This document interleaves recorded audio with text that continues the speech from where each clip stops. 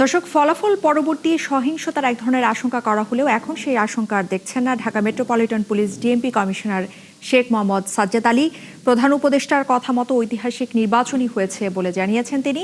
আর নিরাপত্তার চাদরে মোড়া রাজধানী জুড়ে বড় কোনো সংঘাত সংঘর্ষ ছাড়াই শেষ হয়েছে ভোট গ্রহণ। বিস্তারিত জানাচ্ছেন নাদিয়া শারমিন।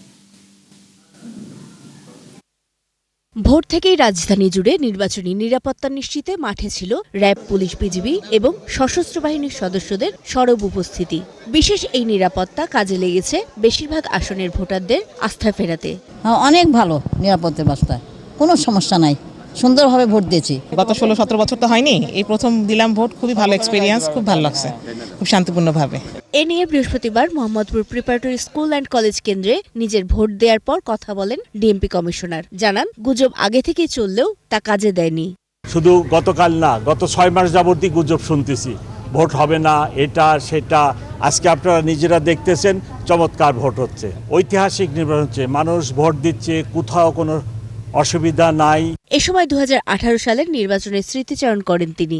আমি এই কেন্দ্রেই ভোট দিতে আসছিলাম, গেটটা পার হয়ে যখন ভিতরে গেছি আমাকে শোনায় দেওয়া হলো আপনার ভোট হয়ে গেছে, আমি চলে গেছিলাম। সুষ্ঠু ও নিরপেক্ষ ভোট হওয়ায় সহিংসতার শঙ্কা নেই বলেও জানান তিনি।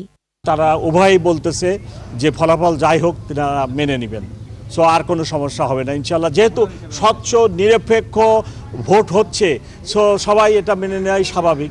নিরাপত্তার এই বিশেষ প্রস্তুতির ফলে রাজধানীতে ছোটখাটো কিছু ঘটনা ছাড়া বড় কোনো অপ্রীতিকর ঘটনার খবর মেলেনি দিনভর। নাদিয়া শারমিন, ৭১, ঢাকা।